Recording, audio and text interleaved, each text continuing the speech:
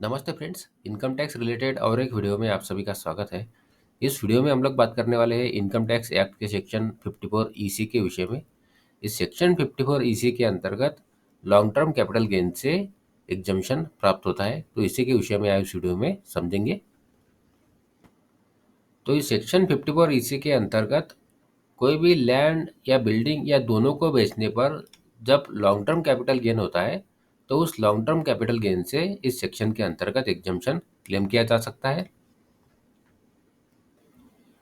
इस सेक्शन के अंतर्गत मिलने वाला एग्जम्पशन सभी प्रकार के टैक्स पेयर्स को मिलता है, फिर चाहे वो टैक्स पेयर इंडिविजुअल हो, एचओएफ हो, एलएलपीज, फर्म्स या कंपनीज हो। सभी टैक्स पेयर्स को इस सेक्शन के अंतर्गत एग्जम्पशन अपने लॉन्ग टर्म गेन से मिलता है। इस सेक्शन के अंतर्गत एग्जम्पशन प्राप्त करने के लिए टैक्स पेयर्स को कुछ स्पेसिफाइड बॉन्ड्स के अंतर्गत इन्वेस्टमेंट करनी होती है, और वो इन्वेस्टमेंट उन्हें जिस दिन उन्होंने प्रॉपर्टी बेची है उससे 6 महीनों के अंदर करना होता है। और ये जो बॉन्ड्स में इन्वेस्टमेंट उन्हें करनी होती है, इसमें जो इन्वेस्टमेंट की जाती है वो उसका लॉक इन पीरियड 5 साल का होता है। तो यहाँ इस सेक्शन के अंतर्गत एग्जम्पशन क्लेम करने के लिए प्रॉपर्टी को बेचने के बाद उसकी बेचने की तारीख से लेकर 6 महीने के अंदर बॉन्ड्स में इन्वेस्टमेंट करनी होगी, जिसे 5 साल तक नहीं निकल पाएंगे। तो अब इस सेक्शन के अंतर्गत ऐसे कौन से बॉन्ड्स हैं जिनके अंतर्गत इन्वेस्टमेंट करनी होगी, तो यहाँ 4 बॉन्ड्स के नाम लिखे हैं। इसे हम देख सकते हैं, जैसे कि rural electrification corporation REC bond, national highway authority of India NHAI bonds, power finance corporation limited PFC bond, और Indian railway finance corporation limited IRFC bonds.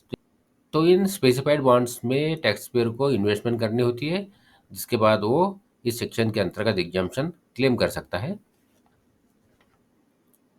तो अभी सेक्शन के अंतर्गत एग्जाम्पशन कितना मिलेगा, तो यहाँ 3 अमाउंट्स दी गई है। इन 3 अमाउंट्स में जो सबसे कम होगी उतने का एग्जाम्पशन टैक्स पेयर को मिलता है।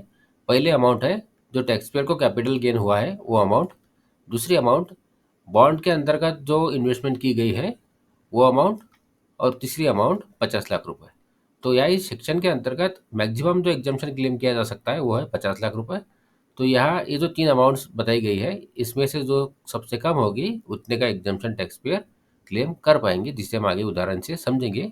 और ये जो इन्वेस्टमेंट उन्हें करनी है वो उन्हें जिस दिन उन्होंने लैंड बिल्डिंग या दोनों बेचा है उस तारीख से लेके 6 महीने के पहले करनी होगी।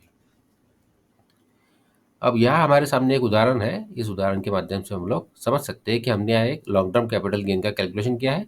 सबसे पहले हमने यहाँ सेल्स कंसिडरेशन लिख लिया, जो कि है 50 लाख रुपए।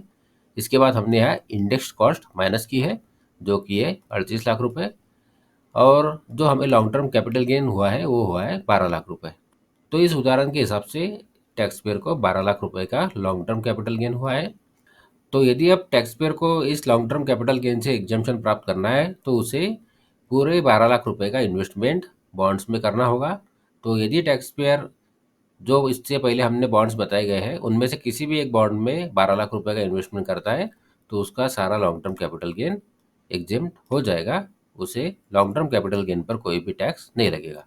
तो हम लोग इस उदाहरण के माध्यम से समझ सकते हैं कि हमें जितना लॉन्ग टर्म कैपिटल गेन हुआ है, हमें यदि पूरा एग्जाम्पशन प्राप्त करना है तो जितना लॉन्ग टर्म कैपिटल गेन हुआ है उतने का ही इन्वेस्टमेंट हमें करना होगा।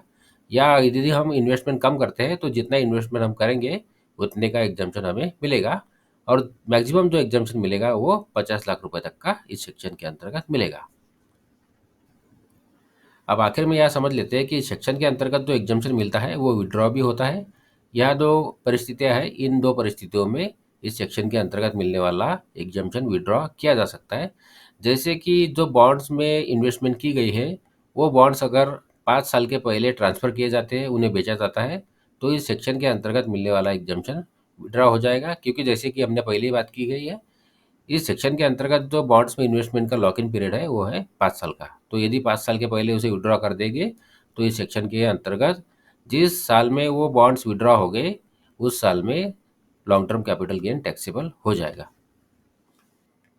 और दूसरी परिस्थिति, यदि उन बॉन्ड्स को 5 सालों के पहले कैश में कन्वर्ट कर लिया जाता है तो ऐसे में भी इस सेक्शन के अंतर्गत मिलने वाला एग्जाम्पशन विड्रॉ हो जाएगा। जिस साल में बॉन्ड्स कैश में कन्वर्ट कर लिए जाएंगे उस साल में लॉन्ग टर्म कैपिटल गेन माना जाएगा। तो इन दो परिस्थितियों में लॉन्ग टर्म कैपिटल गेन का एग्जम्पशन विड्रॉ होता है। तो ये थी जानकारी इनकम टैक्स एक्ट के सेक्शन 54 ईसी के अंतर्गत, जिसके अंतर्गत लैंड या बिल्डिंग बेचने पर होने वाले लॉन्ग टर्म कैपिटल गेन से एग्जम्पशन प्राप्त किया जा सकता है, जिसके लिए टैक्स पेयर्स को कुछ स्पेसिफाइड बॉन्ड्स के अंतर्गत इन्वेस्टमेंट करनी होती है।